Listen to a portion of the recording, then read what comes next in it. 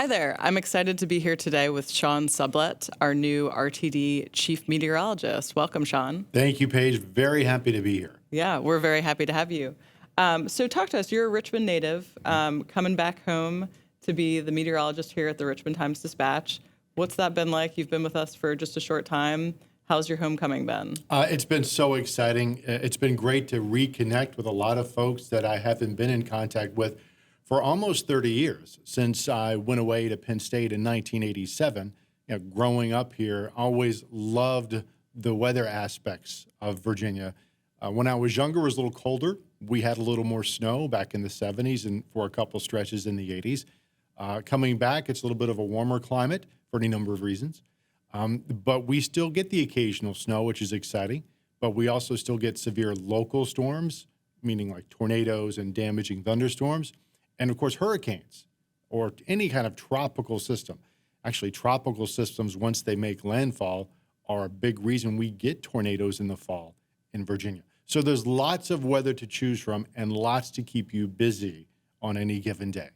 And talk to us about your previous meteorology career in Virginia. I know you worked at TV stations in Roanoke and Lynchburg. How's that compared with your work so far in Richmond? It is very different. I mean, at the end of the day, you're still trying to communicate the weather forecast and in some aspect, the impacts of the weather forecast.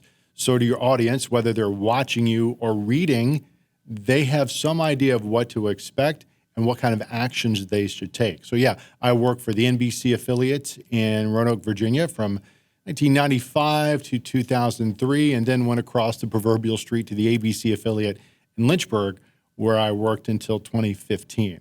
After that, I briefly worked up at Climate Central in central New Jersey, learning more about climate change and how that impacts places all around the world. Okay.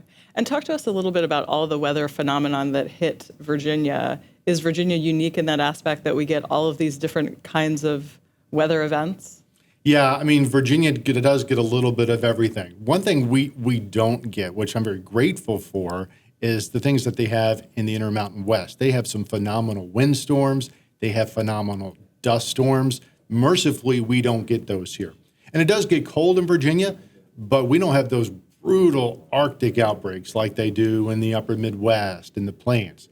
For us, I think a lot about these very hot, humid, sometimes torrid days in the summer and how that impacts populations in the middle of the city, where it's a real struggle sometimes when you add the urban heat island effect to the fact that it's already 90, 95, 98 degrees sometimes.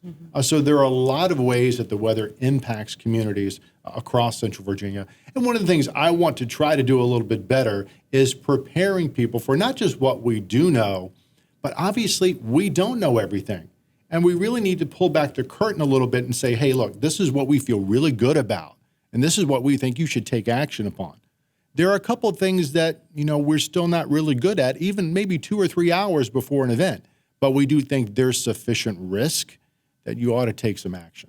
And tell me, as a weather consumer, how close to a major weather event can you be reasonably sure of your prediction about how it's going to affect us? It depends on how large that particular event is. Like a hurricane, for example, it has very high predictability, 12 to 24 hours out, all right? The nuances within the hurricane of itself, let's say 10 or 20 miles from this part of the hurricane to another part of the hurricane, that's a little bit more challenging.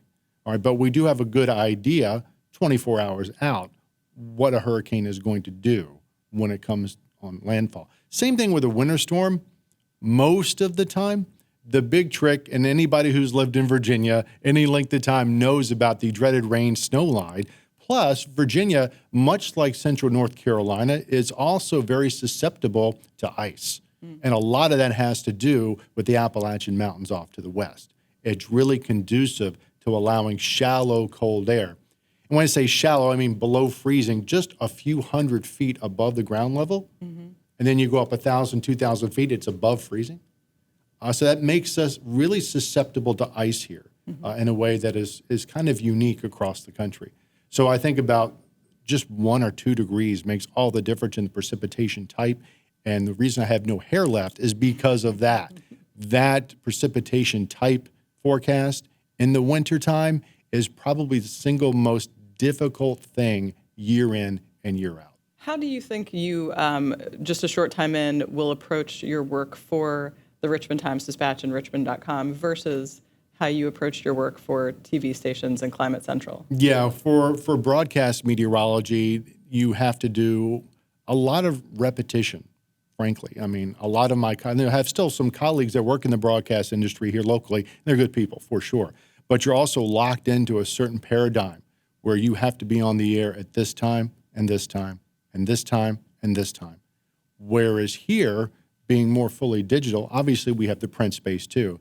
But with the digital aspects of the position, you're allowed to do one or two things and then step away if the weather's quiet and work on some longer form stories, some longer form projects, some deeper explanations of the weather that you might not have been able to do in the broadcast sphere.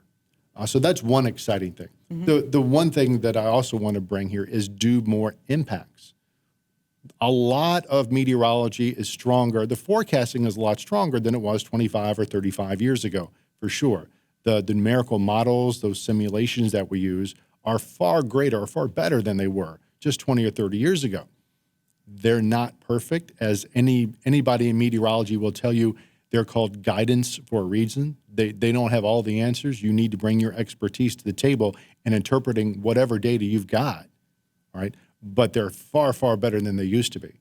So that does allow us to get deeper into the community, understand the geography of the community, understand understand how the community reacts to different kinds of weather situations.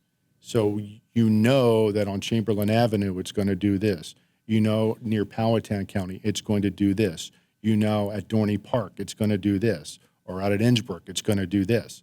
And that's not something you can do from a weather app. That's not something the Weather Channel can do.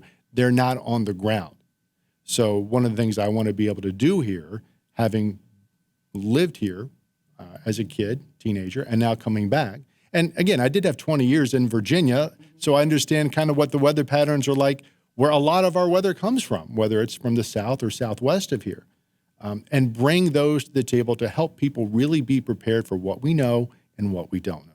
How can people interact with you if they have questions? I know weather is a very local thing, and you probably get calls from people saying, what's the weather going to be like in my neighborhood tomorrow? But how do you plan to engage with your audience? Yeah, I mean, social media is kind of where it's at nowadays. Obviously, just drop an email to ssublette@timesdispatch.com.